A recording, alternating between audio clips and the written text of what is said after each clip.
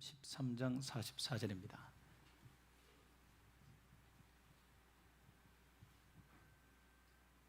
다 같이 읽습니다. 함께 읽습니다. 시작. 천국은 마치 밭에 감추인 보화 같으니 사람이 이를 발견한 후 숨겨두고 기뻐하며 돌아가서 자기의 소유를 다 팔아 그 밭을 사느니라. 아멘. 청소년 수련을 하는데 충청도 쪽에 에어컨이 없는데 거기에 폐교를 뜯어서 수련회관으로 쓰고 있는 수련회 장소에 갔습니다. 그런데 바로 앞에 우사가 있어요. 새끼 벤소가 새끼 떼면 물어낼 거냐고.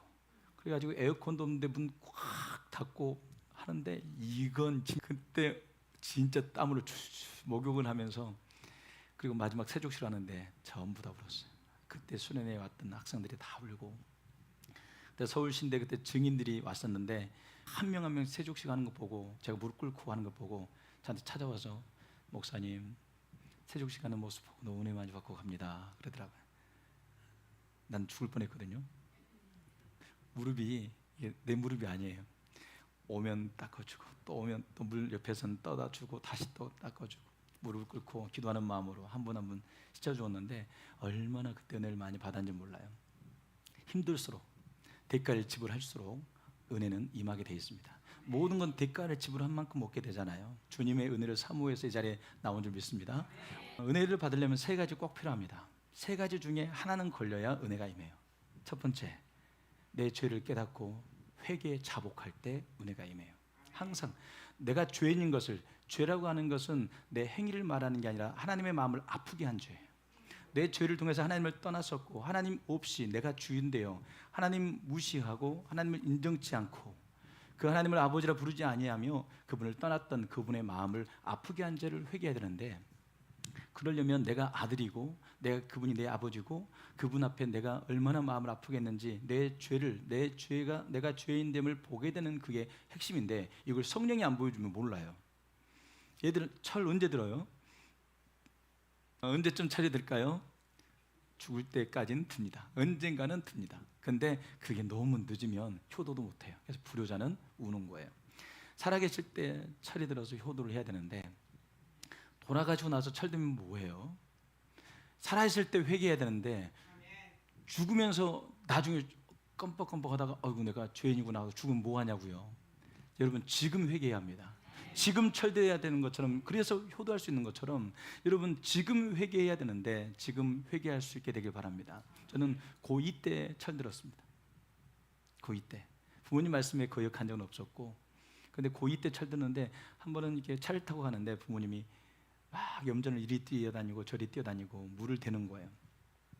물이 막 이렇게 펌프로 이렇게 올라오면 그것을 빨리빨리 물을 다른 쪽으로 가두고 또 이쪽으로 넘겨서 또 채우고 또 가두고 또 채워야 되는데 그 속도가 빠르니까 막 뛰어다니는데 갑자기 내 마음속에 저분이 뛰어다니는 거 보면서 본인들 위해 뛰어다니는 게 아니라 자식들을 키우시려고 저기 뛰어다니시는구나 싶은데 갑자기 버스 안에서 가는데 운전이 보여요. 근데 갑자기 그걸 보면서 눈물이 주르륵 흐르더라고요. 그리고 나서도 한 번도 불평해 본 적이 없어요. 부모님 하는 일에 모든 일에 호도했고 순종했습니다. 부모가 그렇게 사랑하고 그렇게 희생해도 그게 눈에 보일 때가 있어요. 갑자기 부모님의 그 주름이 보일 때가 있고 처진 어깨가 보일 때가 있어요. 살이 많이 빠지셨네. 아유, 구두 뒤축이 다르셨다. 머리가 많이 빠지셨네. 아유, 많이 머리가 하얘졌구나. 갑자기 뭔가가 보이면서 갑자기 마음에 감사한 마음이 팍 들어올 때가 있어요. 그때 철든 거예요. 그전에는 몰라요. 잔소리만 알아요.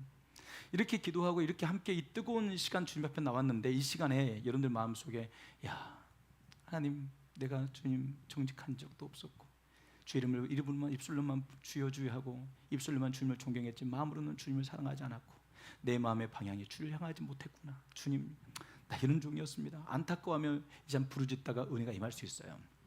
첫 번째는 회개 자복할 때 아버지의 마음을 아프게 한 죄. 죄라고 하는 것은 행위가 아니라 아버지와 나와의 사이에 금이 간 거예요. 그것을 회개하는 거죠. 근데 아버지가 보여야 되고 그 아버지의 자녀로서 내 모습이 보여야 되는데 이걸 보여주는 분이 성령님이라고요. 그래서 그때 역사가 일어나요. 그 성령이 불이 임하는 거죠. 성령이 나의 죄됨을 비춰주는 거죠. 아버지의 사랑을 비춰주시고 아들로서 그 사랑을 내가 무시하고 그 아버지의 사랑을 외면했던 지난 시간들이 갑자기 깨달아지면서 갑자기 통곡하면서 아버지 부르는데 막 눈물 콧물 다 나와요. 그때 은혜 받았다 그러는 거예요. 그때 그렇게 주님 만나는 거예요. 그때 주님 만난 겁니다.